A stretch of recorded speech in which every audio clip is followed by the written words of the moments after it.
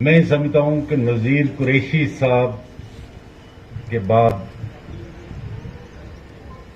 بات کرنا کچھ سورج کو دیا دکھانے والی بات ہے، اور سب سے بڑی جو بات ہے وہ یہ کہ اللہ تبارک و تعالیٰ نے انہیں زبان، حافظہ اور انداز بیان تو دیا ہی ہے، ساتھ میں کیونکہ بچپن سے لے کر ریٹائرمنٹ تک کے تمام مسعود صاحب کے ساتھ معاملات اور ان کی شخصیت کے ہر پہلو سے وہ آشنا ہیں، اور انہوں نے وہ تمام اپنے دور کے باسیت ساتھی، باسیت طالب علم، باسیت ایڈمنسٹریٹر جو انہوں نے مسعود صاحب کو پایا وہ ہمارے ساتھ سانجھا کیا۔ نظام صاحب کہہ رہے تھے جانا چاہتے ہیں، اصل میں مجھے جموں جانا ہے، میں صرف حاضری بھرنے آیا تھا، بولنے کا حکم ہوا، اب وقت کی آپ کے پاس بھی قید ہے اور مجھے جانے کی جلدی ہے۔ میں یہ سوچتا ہوں کہ ایک دو باتیں جو ان کے کلاس میٹ دوستوں سے میں نے سنی ہیں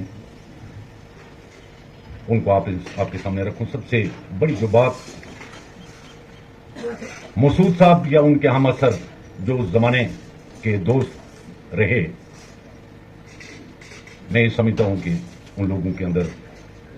کتنا احساس اور کتنا کمال تھا، اور وہ کم از کم آج کے دور کے مجھ جیسے، جاوید صاحب جیسے یا نذیر صاحب جیسے دوست نہیں تھے، کلاس میٹ نہیں تھے۔ مون سنگھ ایڈوکیٹ کی وفات پونچھ میں ہوتی ہے، اور نڑول والے محمود صاحب لندن سے مجھے ٹیلی فون کرتے ہیں کہ میں نے سنا میرے کلاس میٹ، میرے دوست مون سنگھ کی وفات ہو گئی،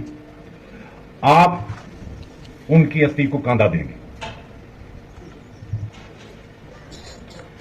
مسعود صاحب کی وفات ہوتی ہے تو مجھے ایک گھر کا ایک فرد، ایک چھوٹا بھائی ہونے کے ناطے پتہ نہیں، لیکن میرے پاس سب سے پہلے یہ خبر لے کے مہندر سنگھ ایڈوکیٹ آتے ہیں، اور ان کی آنکھوں میں آنسو تھے، اور مجھے کہنے لگے کہ پریزیڈنٹ صاحب آپ نے سنا مسعود صاحب کی وفات ہو گئی۔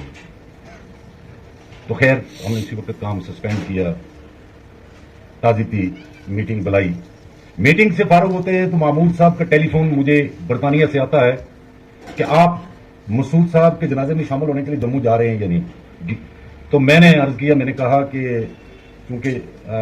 آخری ان کی نماز جو ہے، نماز جنازہ جموں ہو رہی ہے، تو وہاں وقت پر ہم نہیں پہنچ سکیں گے، تو یہاں تعزیت کا اچھا پروگرام ایڈوکیٹس کا اور لوگ بھی، اور میرے خیال میں اتنا اچھا ہماری بار میں مطلب حاضری کے اعتبار سے، دل سے، چاہت سے،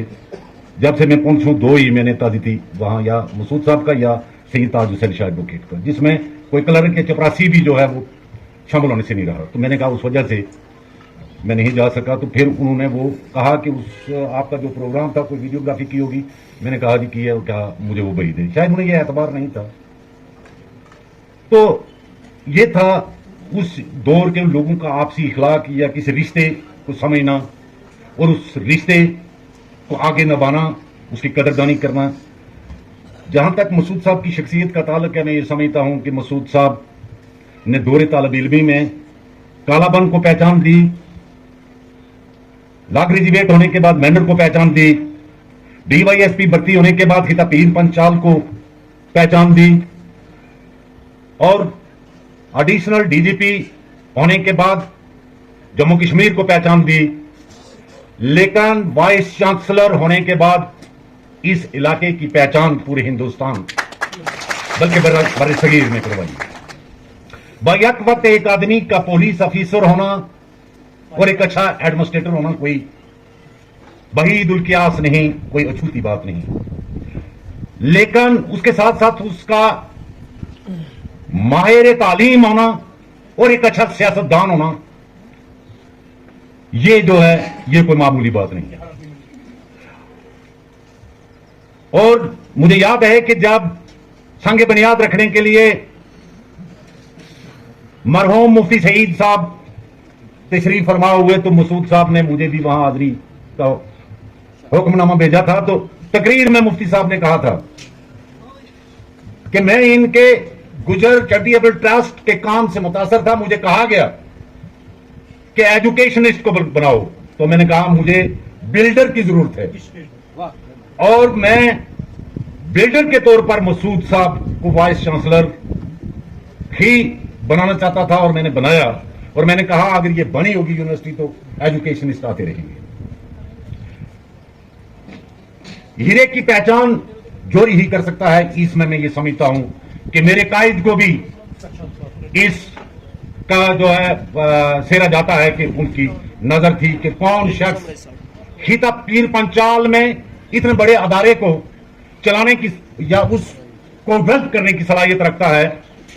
और उन्होंने मसूद साहब पर उनकी नजर इंतखाब पड़ी।